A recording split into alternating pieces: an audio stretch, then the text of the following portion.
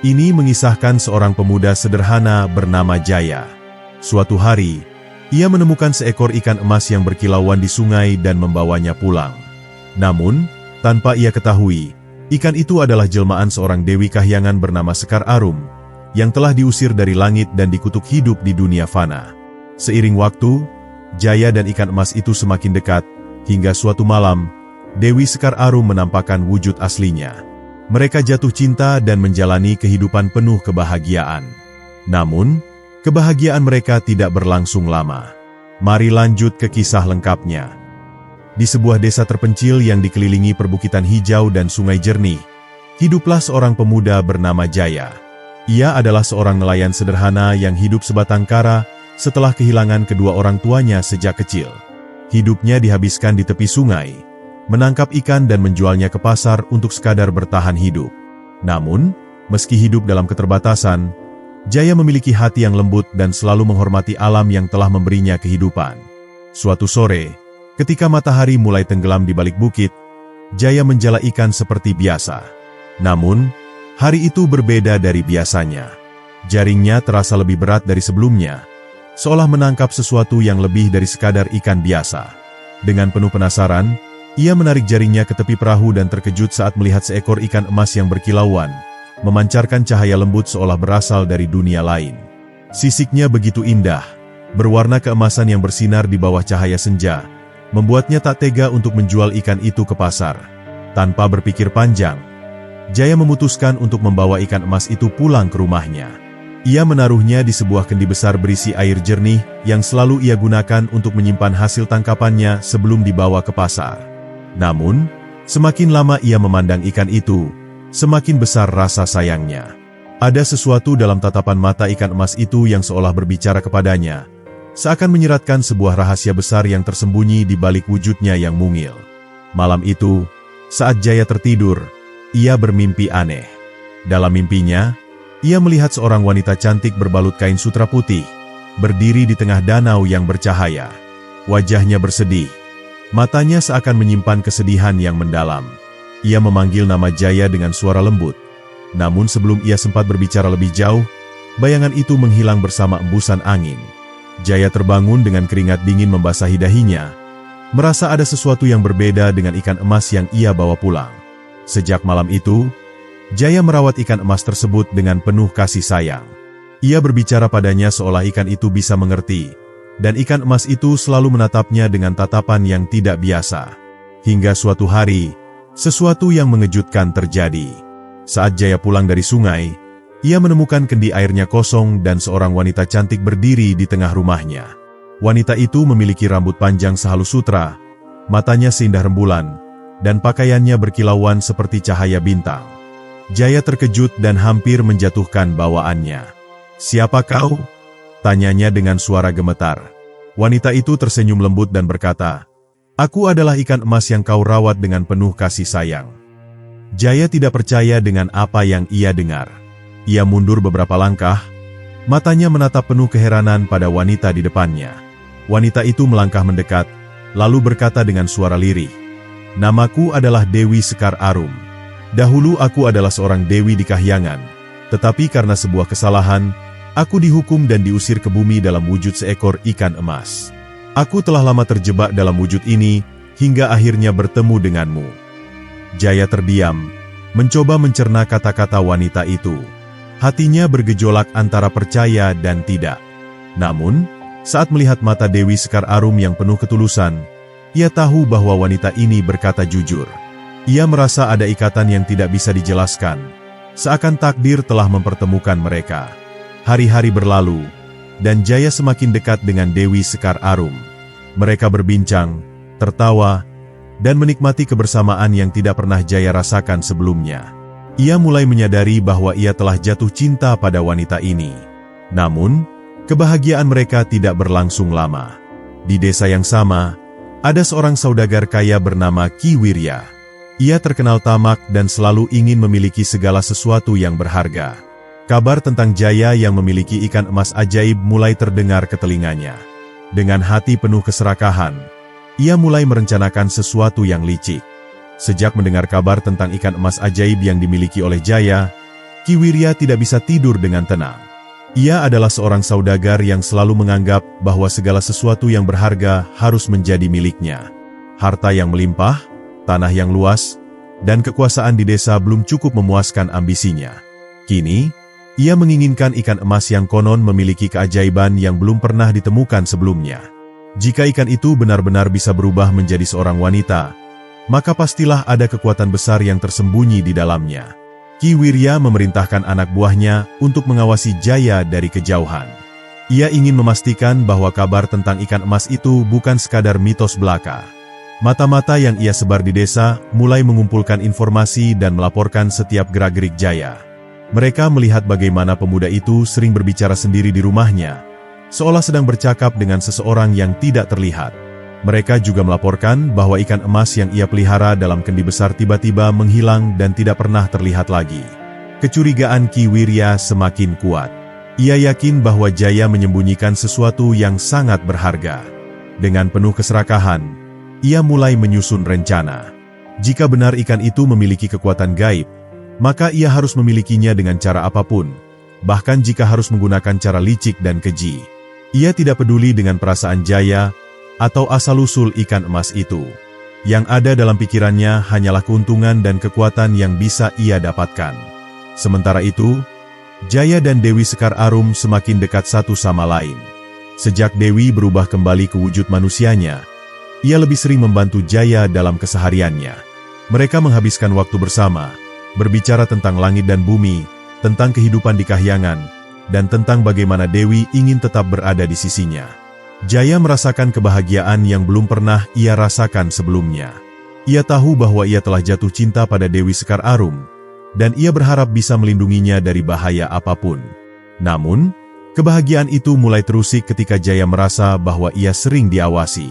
Ia tidak bisa mengabaikan perasaan gelisah yang semakin kuat setiap harinya. Ketika ia pergi ke sungai, ada bayangan yang selalu mengintainya. Saat ia berada di pasar, ia merasa ada orang-orang yang berbisik di belakangnya. Ia menyadari bahwa ada sesuatu yang tidak beres. Malam itu, Jaya memutuskan untuk berbicara dengan Dewi Sekar Arum tentang perasaannya. "Aku merasa ada yang mengawasi kita," katanya dengan nada serius. "Aku takut seseorang telah mengetahui rahasiamu dan berencana mengambilmu dariku." Dewi Sekar Arum menatapnya dengan penuh kekhawatiran. Ia tahu bahwa dunia manusia penuh dengan ketamakan, dan ia tidak ingin Jaya terlibat dalam bahaya karena dirinya. "Aku tidak ingin kau terluka, Jaya," ujar Dewi dengan lembut. "Jika keadaan semakin buruk, mungkin aku harus pergi." Tetapi Jaya menggelengkan kepalanya dengan tegas. "Aku tidak akan membiarkan siapapun menyakitimu atau memisahkan kita," katanya. "Apapun yang terjadi, aku akan melindungimu." Dewi Sekar Arum tersenyum sedih. Ia tahu bahwa cinta mereka adalah sesuatu yang mustahil, tetapi hatinya tidak bisa menyangkal perasaannya terhadap Jaya. Ia berharap bahwa mereka bisa terus bersama, tetapi ia juga menyadari bahwa dunia manusia tidak seindah yang ia bayangkan. Di sisi lain, Ki Wirya semakin tak sabar. Ia telah menyiapkan segala cara untuk mendapatkan ikan emas itu. Jika Jaya tidak mau menyerahkannya secara sukarela, maka ia akan mengambilnya dengan paksa. Ia memerintahkan anak buahnya untuk bersiap, karena malam ini mereka akan bergerak. Jaya tidak menyadari bahwa bahaya sudah semakin dekat. Di luar rumahnya, beberapa orang suruhan Ki Wirya mulai mengendap-endap, menunggu saat yang tepat untuk menyergapnya. Malam itu akan menjadi malam yang mengubah segalanya. Malam yang akan menentukan nasib Jaya dan Dewi Sekar Arum. Malam itu, langit tampak gelap tanpa bintang, seolah alam ikut menyembunyikan sesuatu yang akan segera terjadi. Angin berhembus perlahan, membawa kesunyian yang mencurigakan ke seluruh desa. Di dalam rumah kecilnya, Jaya duduk bersama Dewi Sekar Arum, membicarakan segala hal yang membuat mereka bahagia. Namun, kebahagiaan itu tidak bertahan lama. Tiba-tiba, suara langkah kaki terdengar dari luar rumah, samar-samar namun jelas mengindikasikan bahwa seseorang sedang mengintai. Jaya langsung waspada. Ia merasakan ada sesuatu yang tidak beres. Dewi Sekar Arum merasakan firasat buruk. Tangannya menggenggam lengan Jaya dengan erat. Matanya penuh ketakutan. "Aku merasa ada bahaya yang mendekat," bisiknya lirih. Jaya mengangguk dan beranjak berdiri, mencoba mengintip keluar melalui celah jendela. Dalam kegelapan malam, ia melihat beberapa sosok bayangan bergerak mendekat, perlahan namun pasti. Ia tahu ini bukan sekadar perampok biasa, mereka datang dengan tujuan tertentu. Tiba-tiba, pintu rumahnya dihantam keras hingga hampir terlepas dari engselnya. Beberapa pria bertopeng menerobos masuk dengan kasar, membawa obor dan senjata tajam di tangan mereka. Mata mereka penuh keserakahan, dan tanpa banyak bicara, mereka langsung menyerang Jaya. Ia berusaha melawan sekuat tenaga, tetapi jumlah mereka terlalu banyak. Tinju dan tendangan Jaya berhasil menjatuhkan beberapa orang, tetapi akhirnya ia kewalahan. Salah satu pria itu menghantam kepalanya dengan gagang golok, membuatnya jatuh tersungkur dengan pandangan mulai kabur. Dewi Sekar Arum berteriak, mencoba menghampiri Jaya, tetapi dua pria bertubuh besar segera menariknya dengan kasar. "Lepaskan aku!" jeritnya, berusaha melepaskan diri. Namun, mereka terlalu kuat. Mata Dewi Sekar Arum penuh ketakutan saat ia menyadari bahwa para penculik ini bukan sekadar manusia biasa. Mereka adalah orang-orang suruhan Ki Wirya yang telah lama mengincarnya. Ia menggigit salah satu penculik hingga lelaki itu mengumpat kesakitan, tetapi usaha itu sia-sia. Dalam keadaan setengah sadar, Jaya berusaha bangkit. "Jangan bawa dia!" teriaknya dengan suara serak, tetapi salah satu pria kembali menendangnya hingga ia jatuh ke lantai. "Kau tidak bisa menghentikan ini, pemuda bodoh," kata salah seorang penculik dengan nada mengejek. "Ikan emas itu bukan milikmu. Ia miliki Wirya sekarang." Mereka menyeret Dewi Sekar Arum keluar dari rumah dengan kasar, sementara Jaya hanya bisa melihat dengan mata yang semakin berat. Dewi Sekar Arum menoleh ke arah Jaya, air matanya mengalir deras. "Jaya, aku mencintaimu." Suaranya terdengar putus asa. Namun, sebelum Jaya bisa menjawab, kepalanya kembali dihantam, membuatnya kehilangan kesadaran sepenuhnya. Tubuhnya terjatuh ke lantai, sementara suara langkah kaki para penculik menjauh, membawa pergi wanita yang paling ia cintai. Di luar, Ki Wirya menunggu dengan penuh kemenangan. Ia tersenyum puas saat melihat Dewi Sekar Arum dalam genggaman anak buahnya. "Akhirnya, aku memiliki sesuatu yang lebih berharga dari semua hartaku," gumamnya. "Kau akan menjadi milikku, wahai Dewi dari Kahyangan." Ia mengangkat dagu Dewi Sekar Arum dengan angkuh, tetapi wanita itu menatapnya dengan penuh kebencian. "Kau tidak akan pernah mendapatkan apa yang kau inginkan," bisik Dewi dengan suara penuh amarah. Ki Wirya hanya tertawa, menganggap ancamannya sebagai ucapan kosong. Sementara itu, di rumahnya yang berantakan, Jaya masih terbaring tak sadarkan diri. Darah mengalir dari luka di dahinya, bercampur dengan debu lantai. Malam itu, bagi Jaya, bukan hanya kehilangan kesadaran, ia juga kehilangan satu-satunya kebahagiaan yang ia miliki.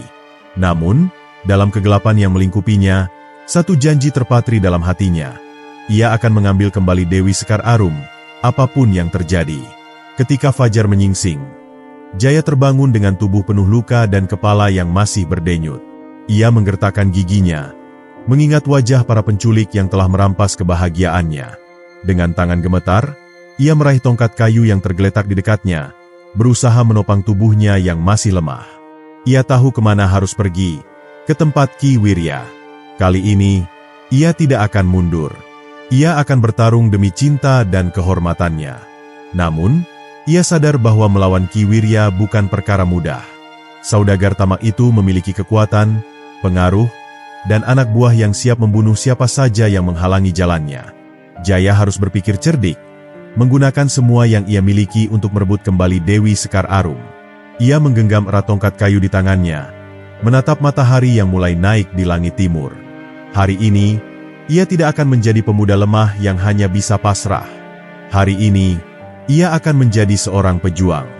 Fajar merekah dengan warna merah keemasan, tetapi bagi Jaya, cahaya itu tidak membawa kehangatan. Sebaliknya, ia merasakan beban yang menyesakkan di dadanya. Rasa sakit akibat pukulan semalam masih terasa, tetapi tidak ada yang lebih menyakitkan daripada kenyataan bahwa Dewi Sekar Arum telah dibawa pergi. Ia mengusap luka di dahinya, menggertakkan giginya untuk menahan sakit. Dengan langkah terseok, ia keluar dari rumahnya yang telah porak-poranda. Dalam hatinya, hanya ada satu tekad. Ia harus menyelamatkan Dewi, apapun risikonya. Jaya berdiri di depan rumahnya yang telah hancur, mengingat kejadian semalam. Amarahnya berkobar, tetapi ia tahu bahwa bertindak gegabah hanya akan membawanya kepada kehancuran. Ki Wirya bukan orang sembarangan. Ia memiliki banyak anak buah yang siap menghabisinya jika ia bertindak tanpa perhitungan. Maka, ia harus cerdik. Ia harus mengalahkan Ki Wirya bukan dengan kekuatan semata, tetapi dengan kecerdikan dan keberanian yang jauh lebih besar. Tanpa membuang waktu, ia mulai mencari informasi tentang keberadaan Ki Wirya. Ia tahu bahwa saudagar tamak itu memiliki sebuah tempat persembunyian, sebuah rumah megah yang terletak di pinggir hutan, dikelilingi pagar tinggi dan dijaga ketat. Orang-orang desa tidak berani mendekati tempat itu, karena mereka tahu bahwa siapapun yang mencoba melawan Ki Wirya akan berakhir dalam penderitaan. Namun, bagi Jaya, ketakutan bukan lagi pilihan. Setelah mengumpulkan informasi dari beberapa orang yang masih berani berbicara, Jaya akhirnya mengetahui rute terbaik untuk mencapai kediaman Ki Wirya tanpa menarik perhatian. Ia harus melewati jalan kecil di tengah hutan yang jarang dilalui orang, kemudian menyusup masuk melalui celah pagar yang selama ini diabaikan oleh para penjaga. Meskipun berbahaya, ini adalah satu-satunya cara agar ia bisa masuk tanpa langsung menghadapi pasukan Ki Wirya dalam jumlah besar. Matahari semakin meninggi ketika Jaya memulai perjalanannya. Dengan membawa sebilah pisau kecil yang ia temukan di antara reruntuhan rumahnya, ia melangkah mantap ke dalam hutan. Setiap langkah terasa berat, bukan hanya karena tubuhnya yang masih lemah, tetapi juga karena ketegangan yang menyelimutinya. Ia tidak tahu apa yang menantinya di sana. Ia hanya tahu bahwa ia harus menyelamatkan wanita yang ia cintai. Di dalam hutan, suara dedaunan yang berguguran dan ranting yang patah di bawah kakinya menjadi satu-satunya irama yang mengiringi langkahnya. Sesekali, ia berhenti untuk memastikan bahwa ia tidak diikuti. Ia tahu bahwa Ki Wirya pasti telah memperkirakan kemungkinan ia akan datang. Namun, Jaya berharap bahwa kesombongan saudagar itu akan membuatnya lengah. Setelah berjalan cukup jauh, Jaya akhirnya tiba di dekat kediaman Ki Wirya. Dari balik semak-semak, ia mengintip ke arah rumah besar yang dikelilingi pagar tinggi. Cahaya lentera menerangi halaman, dan ia bisa melihat beberapa penjaga berjaga di berbagai sudut. Napasnya memburu. Ia tidak bisa langsung masuk. Ia harus menunggu saat yang tepat. Dengan penuh kesabaran, ia berjongkok di balik semak, menanti kesempatan untuk menyelinap masuk. Di dalam rumah, Dewi Sekar Arum duduk di dalam sebuah ruangan yang luas tetapi terasa seperti penjara baginya. Ki Wirya telah memakaikannya pakaian mewah dan menyiapkan makanan lezat, tetapi semua itu tidak berarti apa-apa. Ia tidak menginginkan kekayaan atau kemewahan, ia hanya ingin kembali kepada Jaya. Dengan tangan yang gemetar, ia mencoba membuka jendela, tetapi jeruji besi menghalanginya. Ia menggigit bibirnya, menahan air mata. Ia tahu bahwa Jaya tidak akan tinggal diam. Di luar, malam mulai turun. Saat kegelapan menyelimuti rumah Ki Wirya, Jaya tahu bahwa inilah saatnya untuk bergerak. Dengan hati-hati, ia merayap ke arah celah pagar yang ia temukan. Tangannya gemetar saat ia menarik napas dalam-dalam. Satu kesalahan saja, dan semuanya bisa berakhir. Tetapi ia tidak peduli. Demi cinta, ia siap mempertaruhkan segalanya. Dengan satu tarikan napas terakhir, Jaya menyelinap masuk, mengendap-endap di antara bayangan. Ia tahu bahwa bahaya mengintainya di setiap sudut, tetapi ia juga tahu bahwa semakin dekat ia kepada Dewi Sekar Arum, semakin besar harapannya untuk membawa wanita itu kembali. Kini, hanya ada satu pertanyaan yang tersisa. Apakah ia akan berhasil? Atau apakah ini akan menjadi perjalanan terakhirnya? Malam semakin pekat, membawa hawa dingin yang menusuk hingga ke tulang. Jaya menekan tubuhnya serendah mungkin di antara bayang-bayang. Matanya tajam mengawasi setiap gerak-gerik para penjaga yang berpatroli di halaman rumah Ki Wirya. Cahaya lentera berpendar di antara tiang-tiang kayu besar yang menopang atap, sementara suara langkah kaki beradu dengan batu-batu kecil di pelataran. Ia tahu bahwa satu kesalahan kecil saja akan membuatnya tertangkap dan semua usahanya akan sia-sia. Dengan napas tertahan, ia bergerak dari balik semak-semak, merayap mendekati pagar yang penuh dengan lumut dan tanaman merambat. Celah kecil yang ia ketahui berada tepat di dekat sudut barat, di mana pagar kayu sudah mulai lapuk dan terpisah sedikit dari tiangnya. Jaya mengulurkan tangannya, merasakan tekstur kayu yang kasar, lalu dengan hati-hati mendorongnya sedikit demi sedikit. Tidak ada suara berderit, hanya desiran lembut saat kayu itu bergeser, cukup untuk memberinya ruang untuk masuk. Begitu berada di dalam, ia segera merunduk di belakang sebuah tumpukan peti kayu yang tersusun di sudut halaman. Dari sana, ia dapat melihat lebih jelas ke arah bangunan utama. Cahaya dari jendela memperlihatkan bayangan orang-orang yang sedang duduk, mungkin para penjaga yang tengah berjaga di dalam rumah. Namun, di salah satu sudut, terlihat jendela kecil dengan jeruji besi, dan di sanalah, samar-samar, ia melihat sosok Dewi Sekar Arum yang duduk termenung dengan wajah muram. Hatinya berdegup lebih cepat. Ia harus menemukan cara untuk mendekatinya. Namun, sebelum ia sempat bergerak lebih jauh, suara langkah kaki yang berat semakin mendekat. Seorang penjaga berhenti di dekat peti kayu tempat ia bersembunyi, menghela napas panjang, lalu dengan malas bersandar pada tiang kayu yang menopang beranda rumah. Jaya menahan napasnya, memaksa dirinya tetap diam meskipun keringat dingin mengalir di pelipisnya. Beberapa saat berlalu tanpa ada pergerakan. Penjaga itu tampaknya sedang menikmati ketenangan malam, tanpa menyadari bahwa hanya beberapa jengkal darinya, ada seorang pemuda yang tengah menunggu kesempatan untuk menerobos masuk. Lalu, dengan gerakan tiba-tiba, penjaga itu berjalan menjauh, kembali ke arah posnya di sudut halaman. Jaya segera mengambil kesempatan itu. Dengan langkah cepat dan senyap, ia berlari menuju dinding bangunan utama, menyandarkan tubuhnya di sana sebelum akhirnya mengintip ke dalam melalui celah jendela yang terbuka sedikit. Dari dalam ruangan, ia bisa melihat Dewi Sekar Arum yang tengah menggigit bibirnya, seakan menahan kesedihan yang begitu dalam. Tangannya terkepal di atas pangkuannya, matanya menatap kosong ke lantai. Jaya merasakan dadanya sesak melihatnya dalam keadaan seperti itu.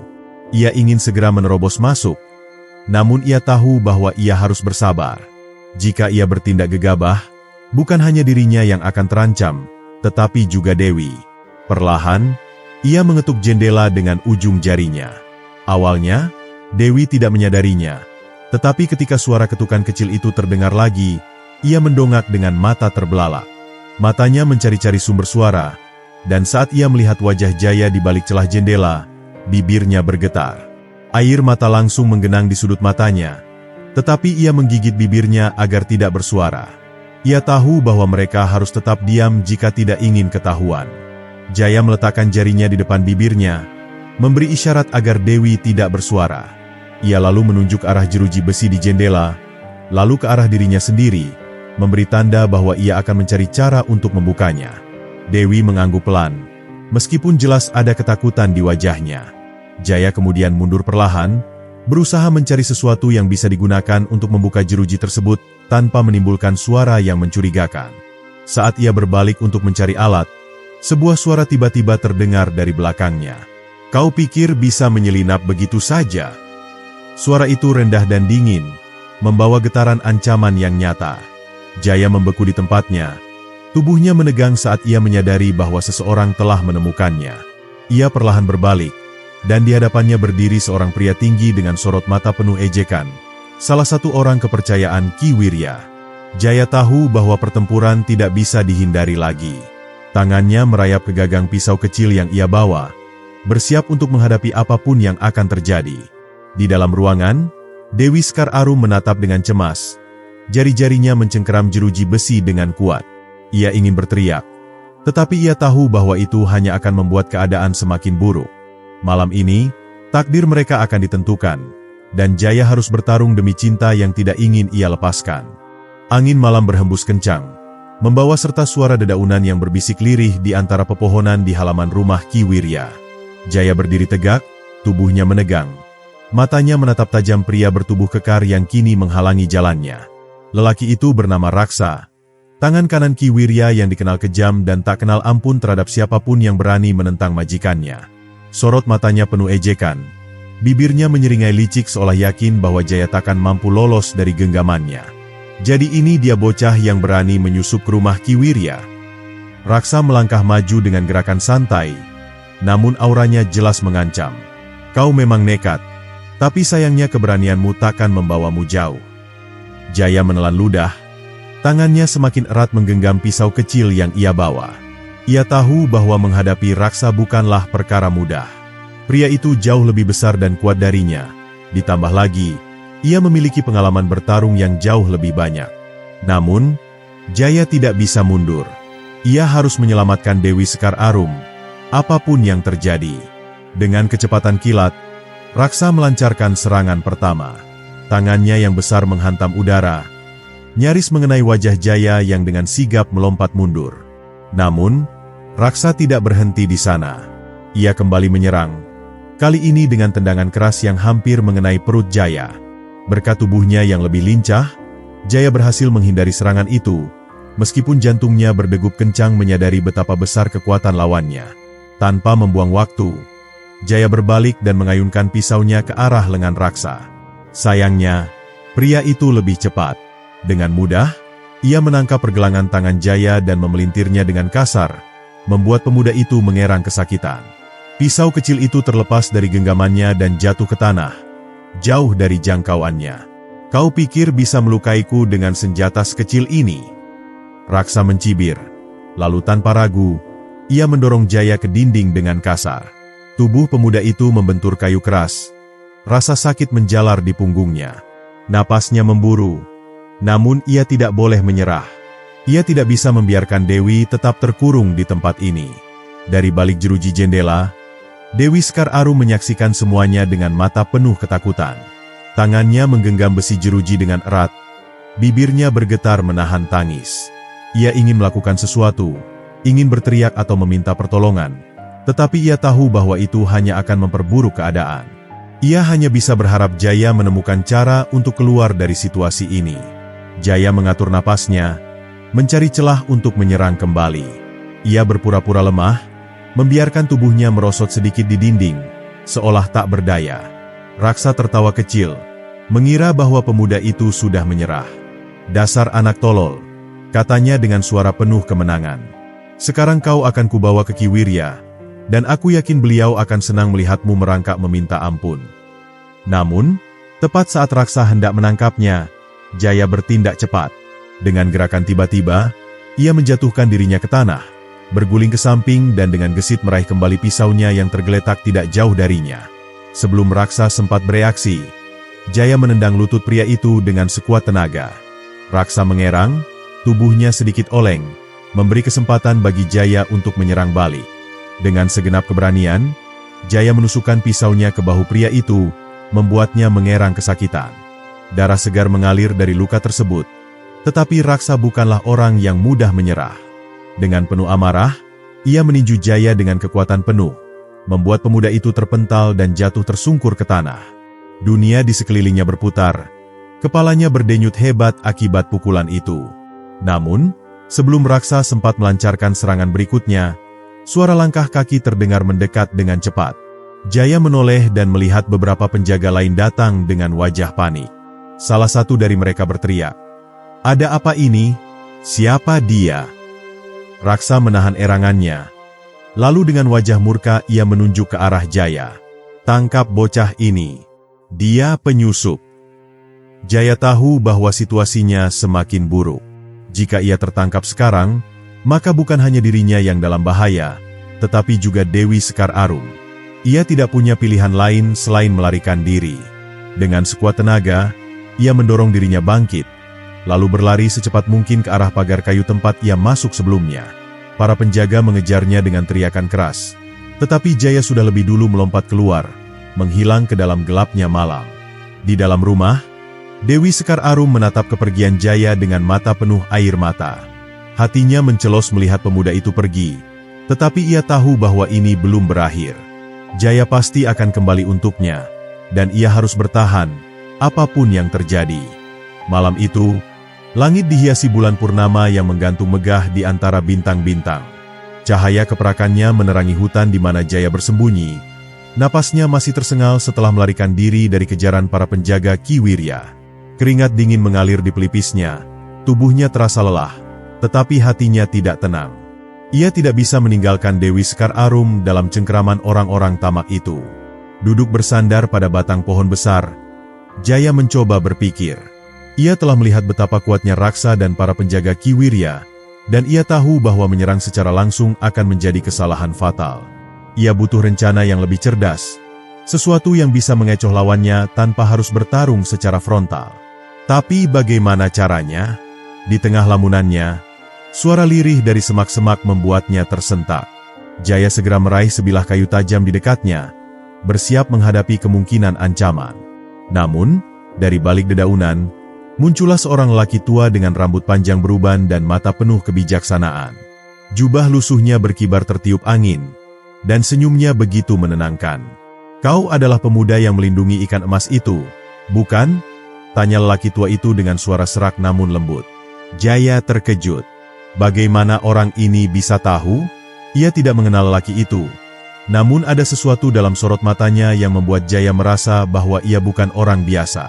"Siapa kau?" tanya Jaya curiga. Lelaki tua itu tersenyum tipis, lalu duduk di atas akar pohon dengan tenang. "Aku adalah orang yang sudah lama mengamati dunia ini. Aku tahu tentang Dewi Sekar Arum dan kutukan yang menimpanya. Aku juga tahu bahwa Ki Wirya tidak akan pernah melepaskannya, karena ia melihat kekuatan besar dalam dirinya." Jaya semakin penasaran. "Kalau kau tahu semua itu, kenapa kau tidak melakukan sesuatu?" Lelaki tua itu tertawa kecil, lalu menatap Jaya dengan tajam. "Karena aku menunggu seseorang yang cukup berani untuk bertindak. Dan kau, Jaya, telah membuktikan keberanianmu." Nama Jaya keluar dari mulut lelaki tua itu seperti angin yang membawa bisikan takdir. Pemuda itu merasakan getaran aneh di dalam dadanya. Ia merasa bahwa pertemuan ini bukan kebetulan, bahwa lelaki tua ini adalah bagian dari sesuatu yang lebih besar dari dirinya sendiri. "Apa yang harus aku lakukan?" tanyanya akhirnya. Lelaki tua itu menghela napas panjang sebelum menjawab. "Dewi Sekar Arum tidak bisa dibebaskan hanya dengan kekuatan fisik. Ada segel kuno yang mengikatnya di dunia ini, kutukan yang membuatnya tidak bisa kembali ke hayangan. Untuk memutus segel itu, kau harus menemukan permata air suci yang tersembunyi di gua di tengah danau. Hanya dengan menyentuhkan permata itu pada air yang menyentuh tubuhnya, kutukan itu akan lepas." Jaya tertegun. Ia tidak pernah mendengar tentang permata air suci, apalagi tahu di mana letaknya. Tapi jika itu satu-satunya cara untuk menyelamatkan Dewi, ia tidak akan ragu. "Di mana gua itu?" Lelaki tua itu mengangkat tangan dan menunjuk ke arah timur. Di dalam hutan lembah kelam, di sebuah danau yang tidak pernah memantulkan cahaya bulan. "Kau harus berhati-hati, karena tempat itu dijaga oleh makhluk yang tidak ingin siapapun menyentuh permata itu." Jaya mengangguk mantap. Ia tahu perjalanan ini tidak akan mudah, tetapi hatinya telah memutuskan. Ia tidak akan membiarkan Dewi Sekar Arum menderita lebih lama. Dengan tekad yang membara, ia bangkit dan bersiap memulai perjalanan baru, tanpa menyadari bahwa bahaya yang lebih besar telah mengintainya dalam bayang-bayang malam. Dari kejauhan, sepasang mata penuh kebencian mengintai gerak-geriknya. Raksa belum menyerah. Ia telah kehilangan jejak Jaya sebelumnya, tetapi kini ia melihat kesempatan baru. Dengan senyum penuh kelicikan, ia berbisik pada dirinya sendiri, "Aku akan menunggu. Aku akan melihat seberapa jauh kau bisa pergi sebelum aku mengambil semuanya darimu." Langit di ufuk timur mulai memancarkan warna merah keemasan ketika Jaya tiba di tepi hutan lembah kelam. Hutan ini bukan sembarang hutan. Cabang-cabang pohonnya menjulang seperti tangan raksasa yang hendak mencengkeram siapapun yang berani melangkah ke dalamnya. Kabut tebal menggantung rendah, membuat udara terasa dingin dan berat. Tidak ada suara burung, tidak ada desir angin yang biasanya menemani pagi. Keheningan ini justru lebih mengerikan daripada suara-suara binatang buas. Jaya menarik napas dalam-dalam sebelum melangkah masuk. Setiap langkahnya menimbulkan suara gemerisik di atas dedaunan kering yang berserakan. Cahaya matahari seakan-akan enggan menembus pepohonan, meninggalkan tempat ini dalam kegelapan yang abadi. Hanya suara detak jantungnya yang terdengar begitu keras di telinganya. Namun, ia harus tetap maju. Demi Dewi Sekar Arum, ia rela menghadapi ketakutan ini. Semakin dalam ia melangkah, semakin aneh suasana di sekelilingnya. Dedaunan di pepohonan mulai berubah warna menjadi kehitaman seperti hangus terbakar. Angin bertiup lirih, membawa bisikan-bisikan halus yang terdengar seperti suara manusia yang meratap. Jaya berusaha mengabaikannya, tetapi bulu kuduknya meremang. Setiap langkah terasa semakin berat, seolah ada kekuatan yang ingin menghentikannya. Lalu, di tengah kabut yang bergulung, sesosok makhluk muncul. Makhluk itu tinggi, berbadan kekar, dan kulitnya tampak seperti batu hitam yang mengilat di bawah sinar bulan yang samar.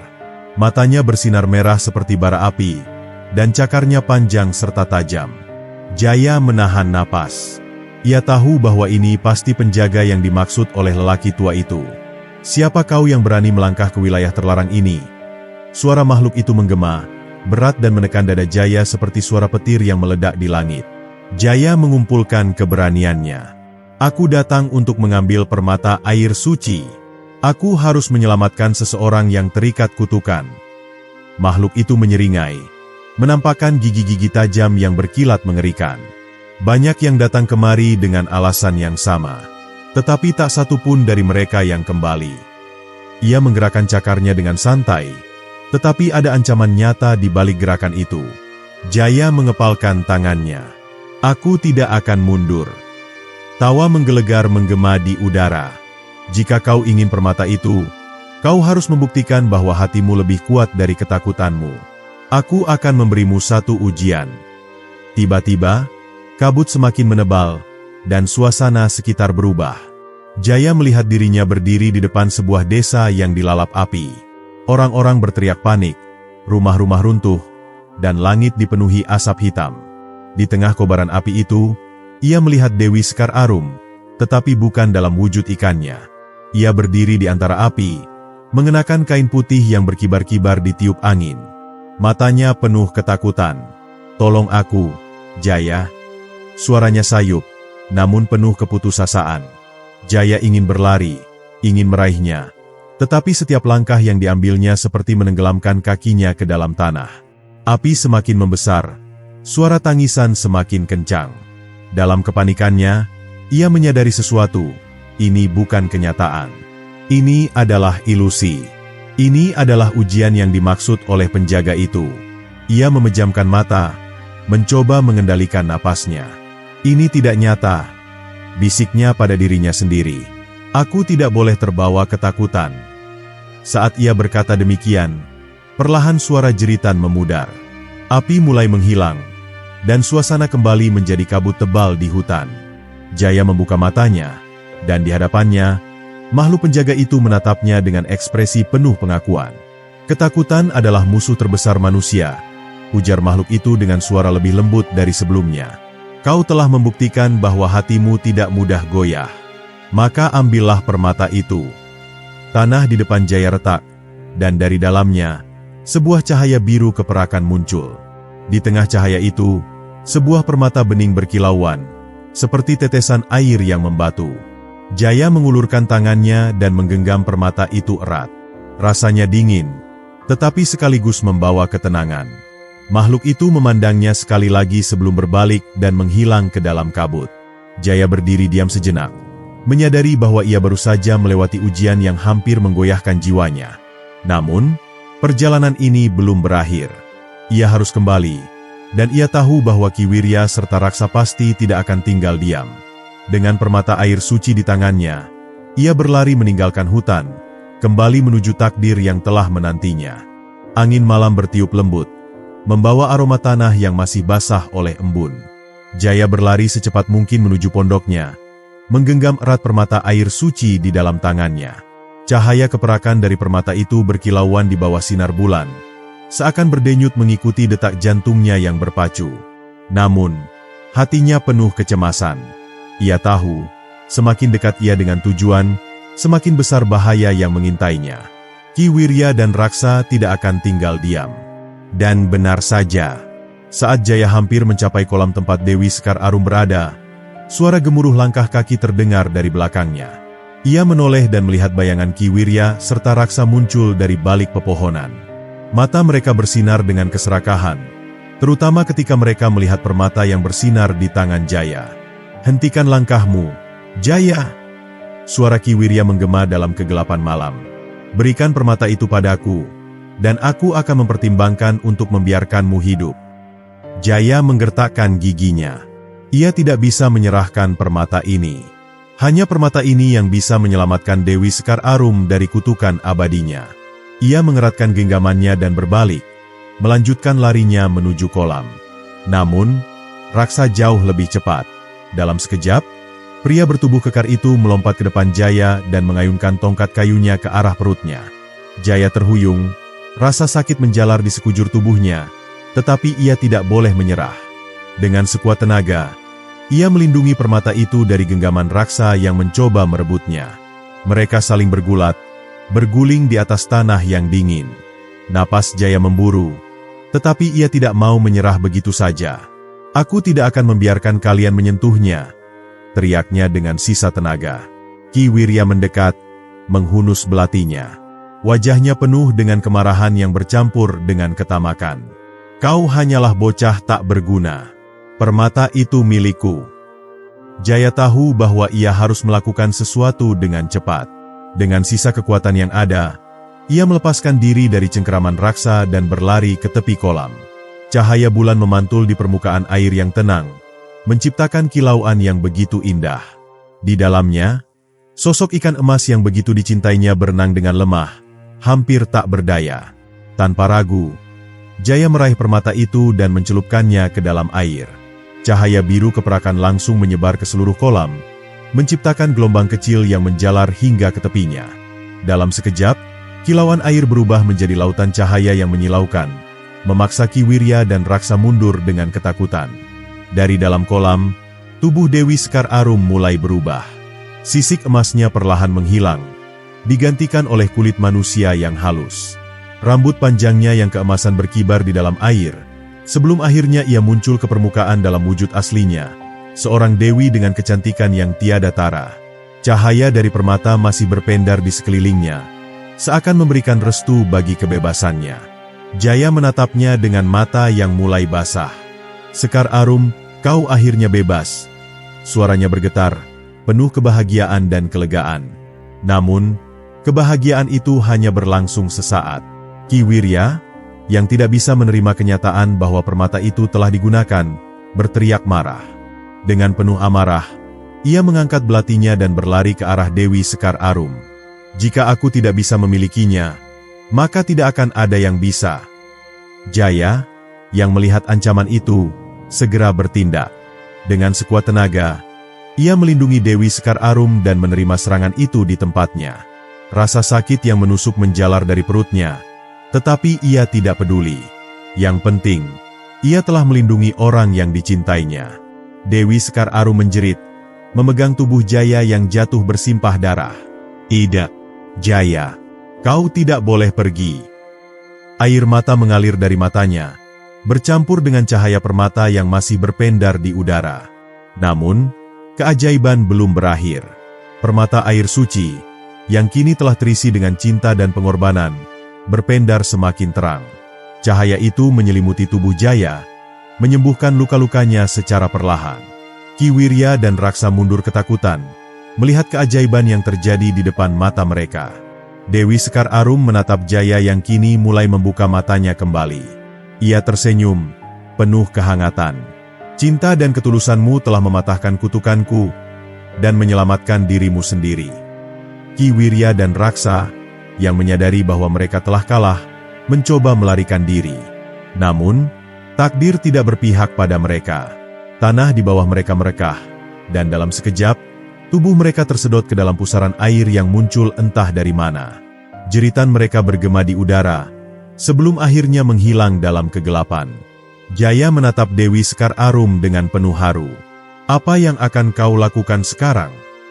Dewi Sekar Arum menatap langit, di mana cahaya bulan masih bersinar terang. "Aku harus kembali ke Kahyangan, tapi hatiku akan selalu ada di sini, bersamamu." Dengan berat hati, Jaya mengangguk. Ia tahu bahwa cinta mereka akan tetap abadi, meskipun mereka harus hidup di dunia yang berbeda. Dengan satu sentuhan lembut di pipinya, Dewi Sekar Arum menghilang dalam cahaya keemasan, kembali ke asalnya di langit. Jaya berdiri di tepi kolam yang kini bersinar dengan cahaya rembulan. Airnya jernih, mencerminkan segala kenangan yang telah mereka lalui. Meskipun hatinya dipenuhi kerinduan, ia tahu bahwa cinta sejati tidak harus selalu memiliki. Kadang, cukup dengan mengetahui bahwa mereka pernah saling mencintai dengan sepenuh hati. Dan di bawah cahaya purnama, Jaya tersenyum, mengenang kisah cinta yang akan selalu hidup di dalam hatinya.